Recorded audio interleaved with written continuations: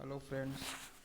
आज हम लोग देखते हैं प्रयोगशाला परिचारक का जो बायोलॉजी का जो चैप्टर है वर्गीकरण, उसका टेस्ट सीरीज देखते हैं। किस प्रकार से ऑब्जेक्टिव प्रश्न बन सकते हैं उसके बारे में देखते हैं। तो पहला प्रश्न है, किसके द्वारा जीवों का वर्गीकरण आवास के आधार पर किया गया था। तो आवास के आधार पर किसके द्वारा किया गया था? अरस्तु के द्वारा। उसके बाद सेकंड क्वेश्चन है, किसके द्वारा पौधों का वर्गीकरण किया गया था। तो पौधों का वर्गीकरण किसके द्वारा किया गया था? जॉन रे और कैरोलस, दो जने थे जिसने पौधे के वर्गीकरण के बारे में बताया था। उसके बाद तीसरा प्रश्न देखते हैं, वर्गीकरण में सबसे पहले पदानुक्रम शब्द का प्रयोग किसने किया। ये शब्द का प्रयोग कैरोलस लिनियस ने किया था। तो इसमें ऑप्शन में कैरोलस है, तो कैरोलस को टिक लगाएंगे। चौथा प्रश्न है, मनुष्य किस जगत का प्राणी है। तो सभी लोग जानते हैं, एनिमेलिया। पांचवा प्रश्न है, मनुष्य किस संघ का प्राणी है। संघ बोले हैं तो कार्डेटा। उसके बाद छठा प्रश्न है, यूग्लिना निम्नलिखित में से किस वर्ग से संबंधित है। तो यूग्लिना किस किस वर्ग से संबंधित है? फाइटोमैस्टिकोफोरा। ये उनका क्या है? क्लास, वर्ग को ही क्लास बोलते हैं। सातवां प्रश्न है, यूग्लिना का क्लोरोप्लास्ट हरित लवक से बना होता है, तो उसमें कितने प्रकार के हरित लवक होते हैं उसको पूछा है। तो क्लोरोफिल ए, बी और बीटा कैरोटीन। मलेरिया परजीवी तथा अमीबा को किस श्रेणी में रखा जाता है? किस श्रेणी में रखा जाता है? प्रोटोजोआ। पौधा और जंतुओं के बीच की योजक कड़ी के रूप में जाना जाता है। किसको जाना जाता है? यूग्लिना को। किस वर्ष R.H. व्हिटेकर ने संपूर्ण जीव जगत का वर्गीकरण किया? तो 1969 में इसका राइट आंसर रहेगा।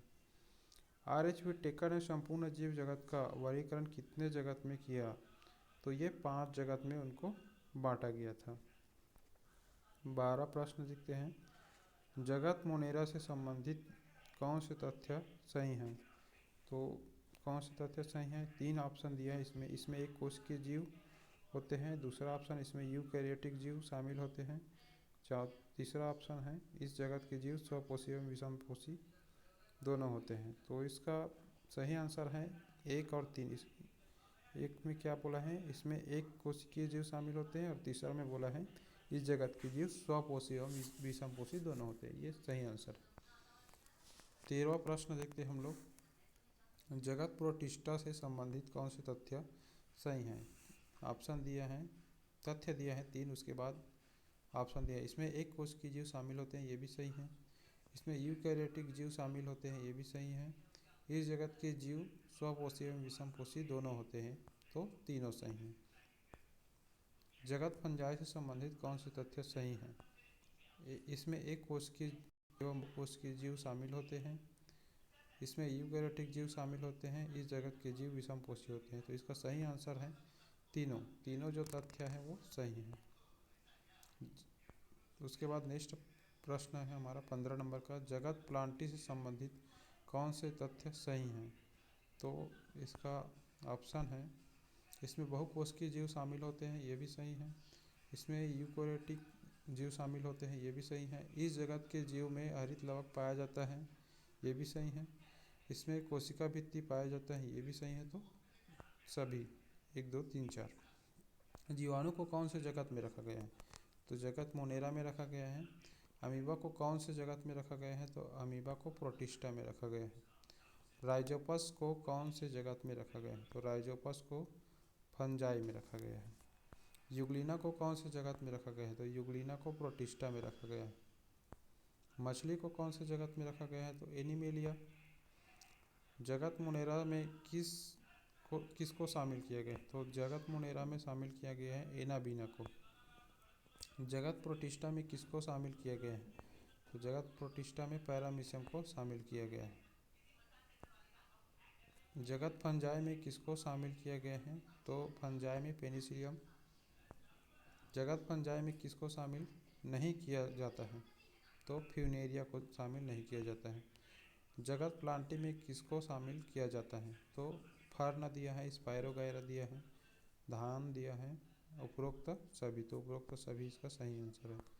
जगत एनिमेलिया में किसको शामिल किया जाता है? तो एनिमेलिया में घोंघा, हाइड्रा और चपटा कृमि। तो उपरोक्त सभी।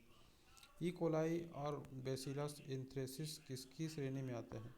तो ये जीवाणु की श्रेणी में आते हैं।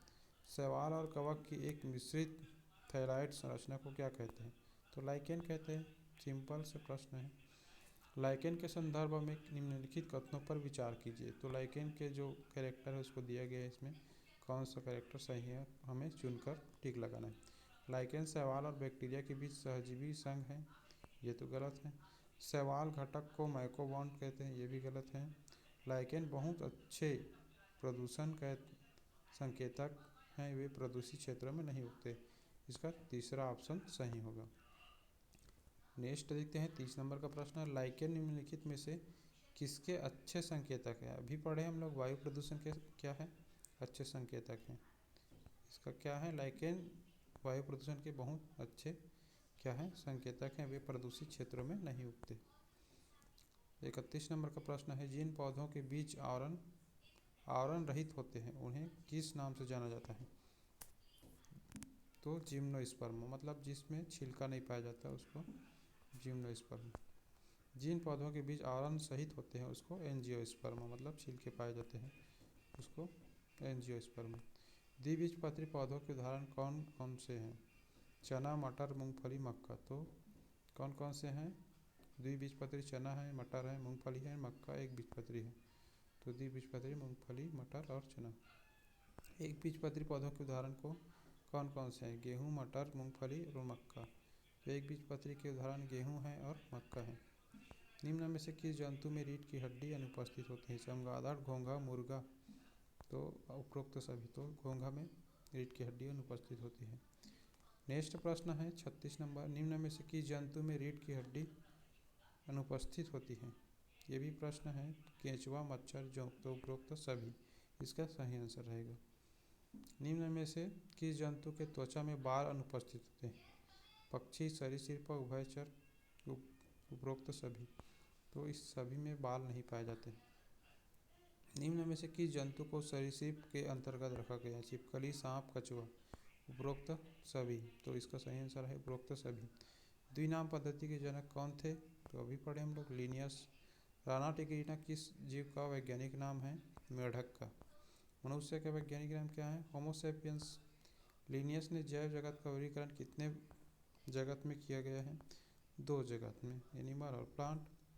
निम्न में से कौन सा जीव उभयचर जीव है? मेढक। निम्नलिखित में से कौन सा जीव जंतुओं के उभयचर वर्ग की विशेषता नहीं है? कौन से जीव का विशेषता नहीं है? तो 4 ऑप्शन दिया है। उभयचर त्वचा नम बिना शल्क के होती है, ये सही है। उभयचरों में एक कान का पर्दा कान का प्रतिनिधित्व करता है, ये भी सही है। उभयचरों की आंखें बिना पलके वाली होती है, ये गलत है। तो हमें क्या गलत ऑप्शन चुनना है? तो यही होगा। सिस्टेमा नेचुरी नामक पुस्तक किसकी पुस्तक है? तो लिनियस की है। सिस्टेमा नेचुरी नामक पुस्तक किस वर्ष प्रकाशित हुआ? तो 1735 में। यूग्लिना में किस प्रकार का पोषण पाया जाता है? तो इसमें स्वपोषण और विषम पोषण दोनों प्रकार के पोषण होते हैं। तो उपरोक्त दोनों। अमीबा किस प्रकार के जीव होते हैं? तो ये एक कोशिकीय जीव होते हैं। मछली किस प्रकार के जीव होते हैं? तो ये बहुकोशिकीय जीव होते हैं।